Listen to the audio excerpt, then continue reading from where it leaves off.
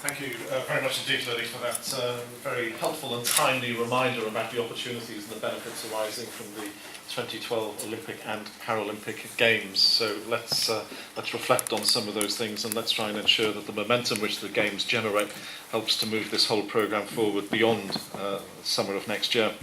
Right, our final speaker this morning is Robin Gargrave, who's Director of Innovation and Development at Central YMCA. He's probably a figure who's familiar to many of you. He's got a long and distinguished track record in the area of physical activity, and he's going to talk to us this morning about physical activity intervention with hard-to-reach communities. So thank you, Robin.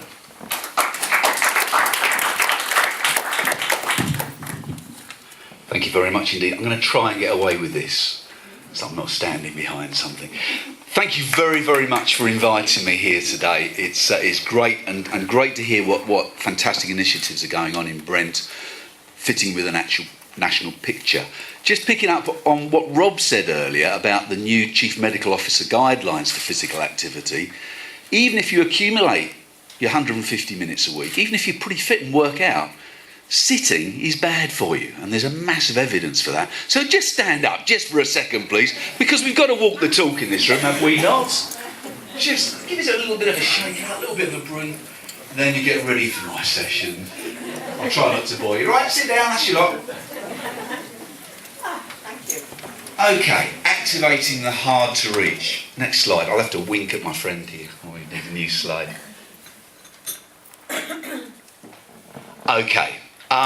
Just on hard to reach, I mean, I'm sure you've heard this before, but a lot of people say there's no such thing as hard to reach individuals and communities. There's just inappropriate programs and messages which mean that we can't get through.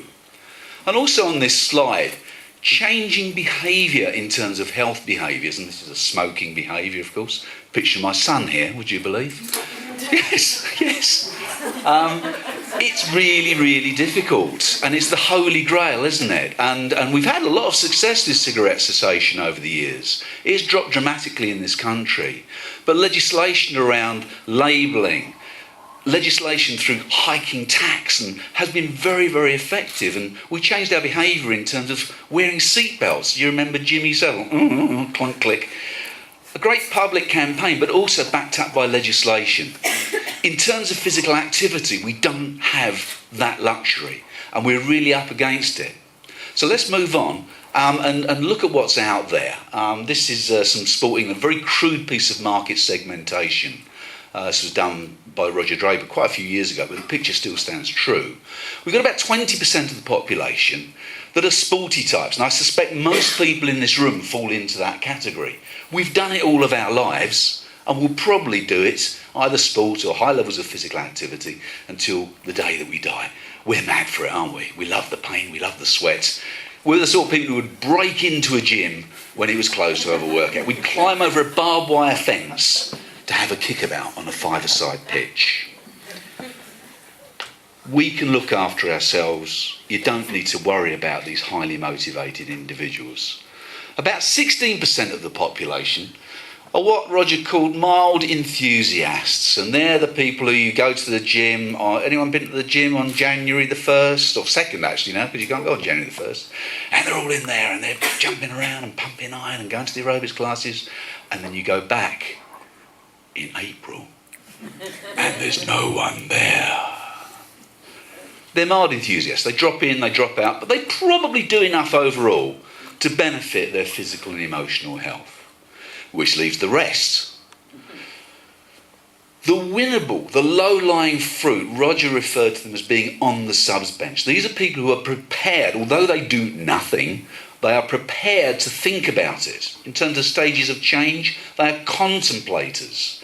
They know they should be doing more, but they're not doing enough. And in terms of physical activity interventions for public health, this is your low-lying fruit.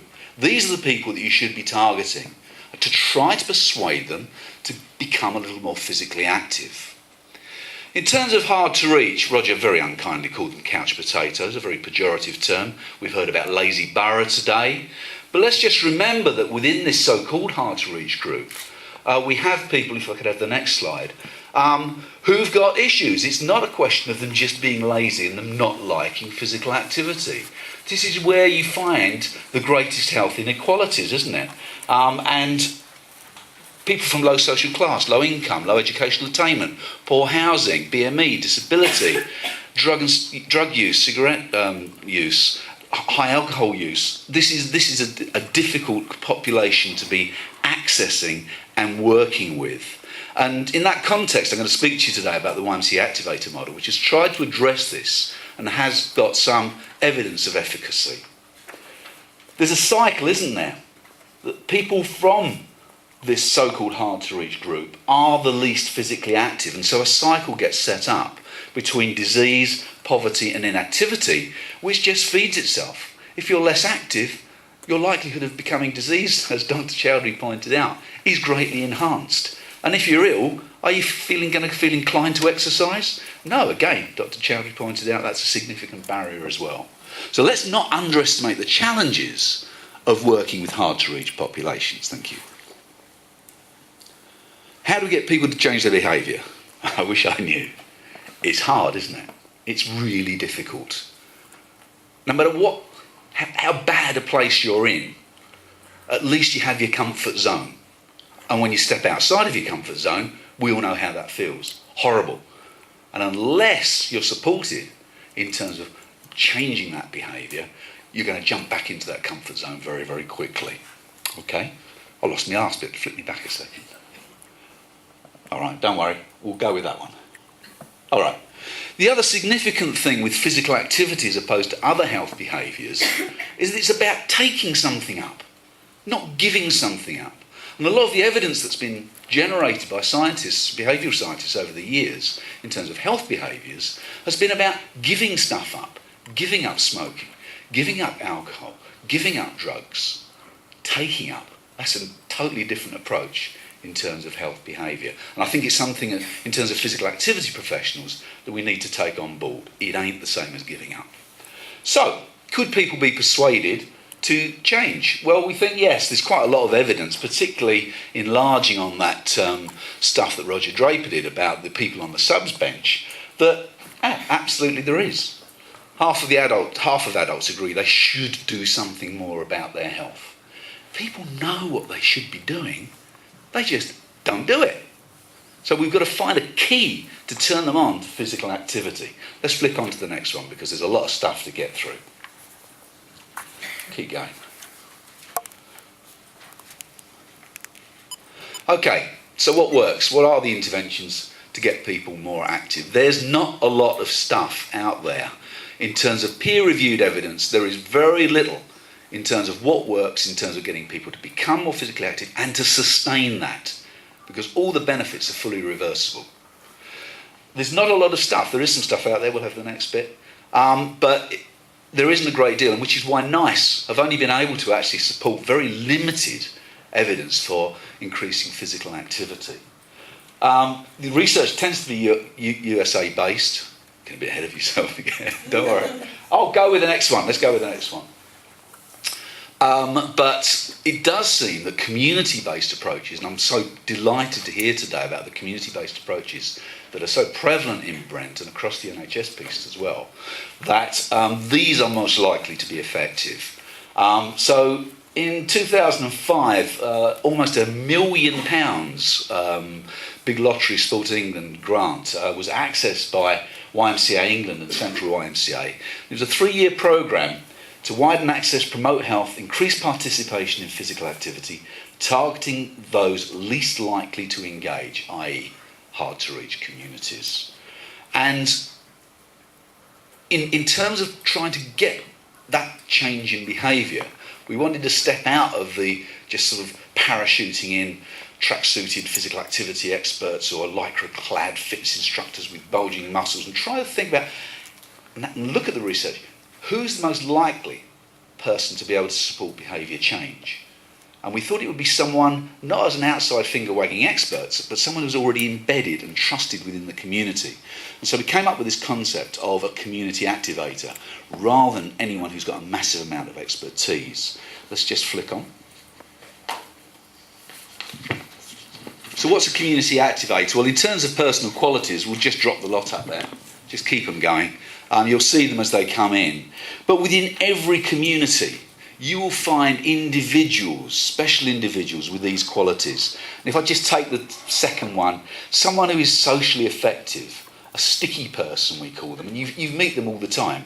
They come into the room and you're drawn towards them. You just want to be with them. And when they want you to do something, you stick with them. They're sticky people. And if you can get these people and identify these individuals with the community, we believe that with some additional training, they make very, very effective individuals who can support behaviour change to move people out of their comfort zone into becoming more physically active. So, next one.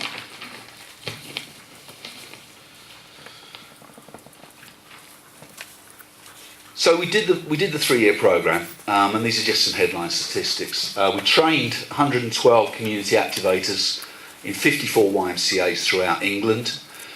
They engaged people in programmes that, interestingly, they had a hand in developing themselves. So they weren't just given the programmes, particularly the young people that were involved in these programmes. And out of the 8,050 beneficiaries, a staggering 46% were previously completely inactive, hadn't done anything before. 80% were below the Sport England CMO guidelines of the 5 times 30 a week as it was then. 27% were from socially deprived communities. And in one of the programmes, which was a young people's programme called The Challenge, 56% were from socially deprived communities, and a lot of gang culture was involved in that as well.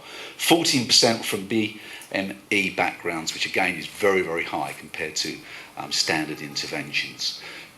The problem with that intervention is that it was a relatively short-term one, between 8 and 12 weeks. And so the evidence for long-term behaviour change simply wasn't there. But it was beguiling enough to give us some clues and to try out some different iterations. And so we tried some iterations in, if you just flick on. Sorry, I've jumped ahead of myself. So in terms of the training, I just wanted to talk to you a little bit about the training. It was a 4-day training programme that we gave those community activators.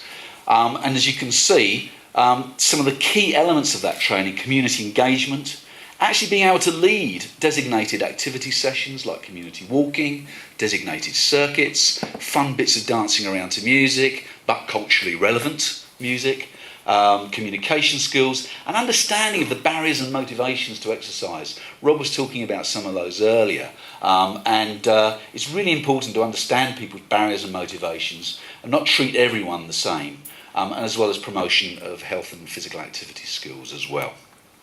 Okay, so despite that limited evidence base, to try it out in different ways has been very, very important. So we've tried the so-called Mentovator scheme. I was down in West Sussex about 2 months ago, training mental health professionals in a clinical setting to get the patients who are staggeringly inactive, with massive physical as well as mental health problems, to become more physically active. And we've had some success training mental health professionals to activate their patients. If you just flick on. This is an interesting one.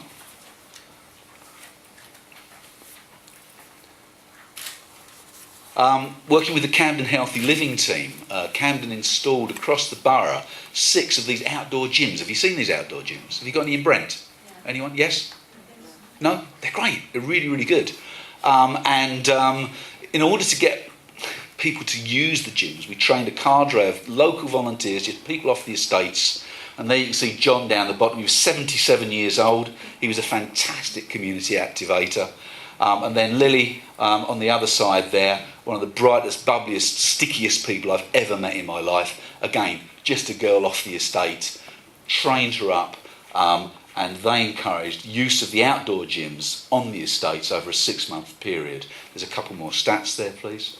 So we trained 38 of these so-called PAPAs, physical activity peer activators, and they engaged 489 local residents attending supervised outdoor gym sessions, and a further 359 were actively engaged. They weren't there all the time, they just dropped in, dropped out, chatted to people, talked to them about the benefits of physical activity, and got them using the outdoor gyms. Another one. Just quickly, the Well London stuff, keep flicking through, that's fine. The Well London stuff, we were engaged as part of the Well London programme to head up Activate London.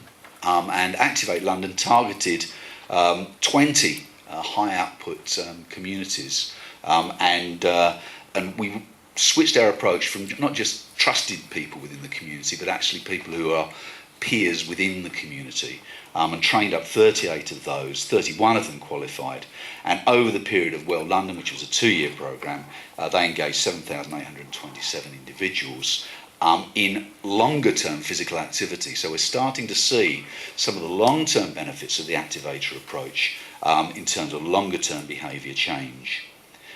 Just very quickly, the next one, which is not about hard to reach at all, but we have got a good evidence base now in terms of workplace physical activity.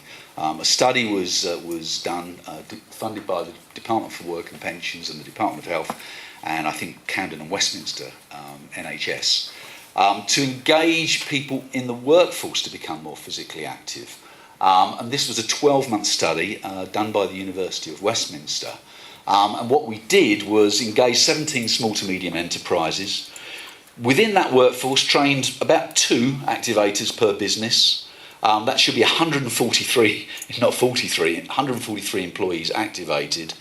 And what we did was use Central YMCA Club up at Tottenham Court Road as a physical activity hub. And we gave everyone who participated in the scheme 12 weeks free membership. And they could come as often as they want or as little as they wanted. Often the activators would buddy them and bring them down.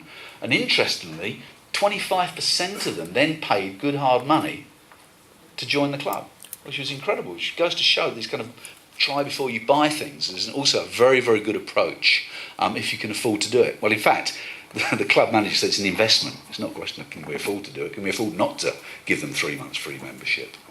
Okay. Over the 12 months, there was a 60% increase in physical activity levels.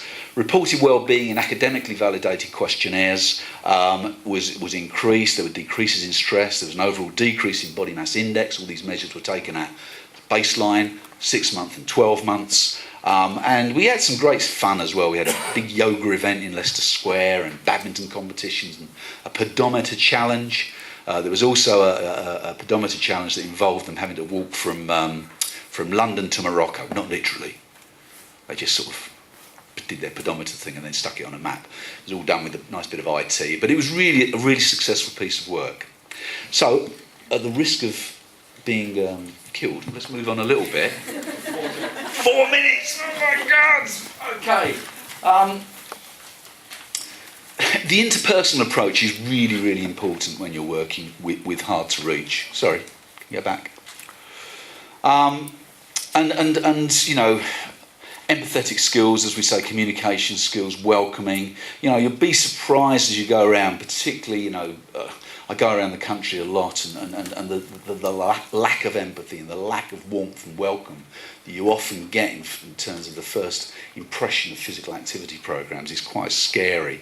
But some stuff, you know, the people who are engaging do need to have some knowledge, but they don't need tons of knowledge about anatomy and physiology and what muscles are where and what bones are there. They need to know more about the psychosocial model.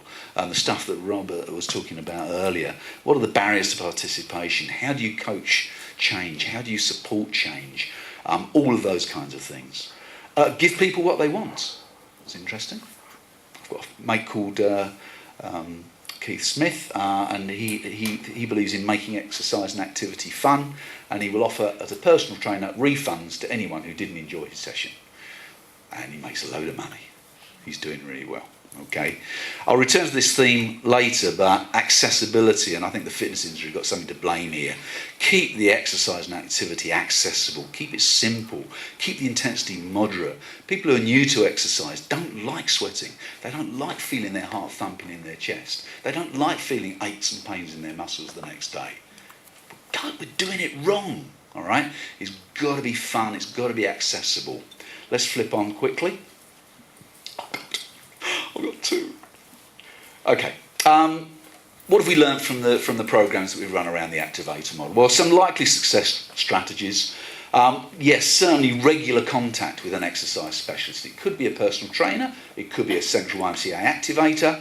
It could be It could be anyone, as long as they've got some kind of specialist knowledge. Don't use experts. Try to use as much as possible community role models, people who are peers, people who are trusted professionals. They need to have knowledge of the benefits. People need to know what's in it for them. So in terms of the short and chronic effects of exercise, that knowledge needs to be imparted. Use recognised behaviour and cognitive change approaches. That goes without saying. Motivational interviewing has been talked about. Trusted short interventions has been talked about. These are tried and trusted and evidence-based approaches. Let's use them. They're fantastic. Group sessions seem to work better than individual one-to-one sessions. The Welsh National Exercise Referral Scheme was based entirely on group sessions rather than one-to-one, and has been evaluated as a very successful intervention. And then community-based rather than facility-based programmes. You know, they say, oh, build it and they will come. They will not.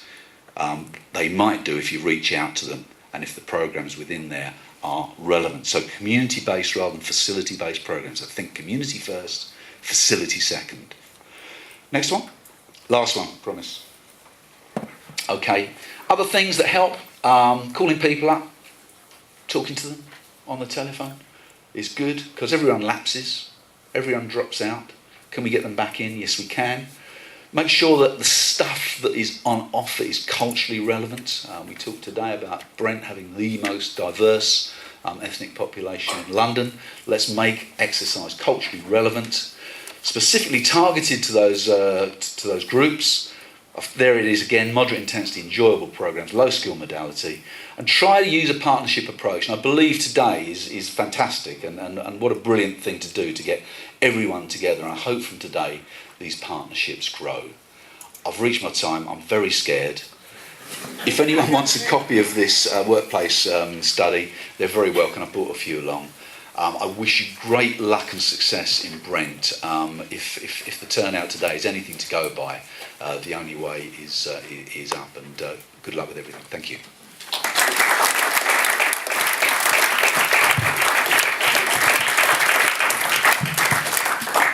Thanks, Rob.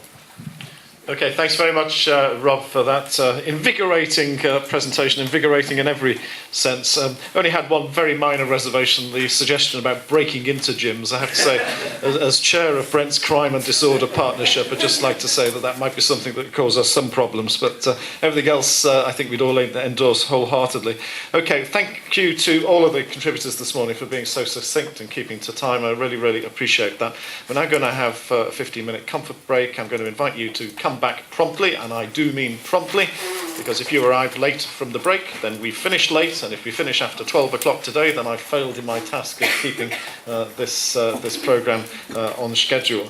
Can I just remind you that we're going to break up into workshops after the break, and I think, as Sarah said early on, I hope I'm right in saying that workshops 1 and 4 remain here in the Wembley suite, and each of those will have their own designated facilitator, and workshops 2 and 3 are in the Ascot suite, which I'm guessing is just along the corridor. Anybody confirm that? Yeah, that's next correct. door. Okay, so the Ascot suite for workshops 2 and 3. Okay, comfort break, back promptly at 11:10. Thank you.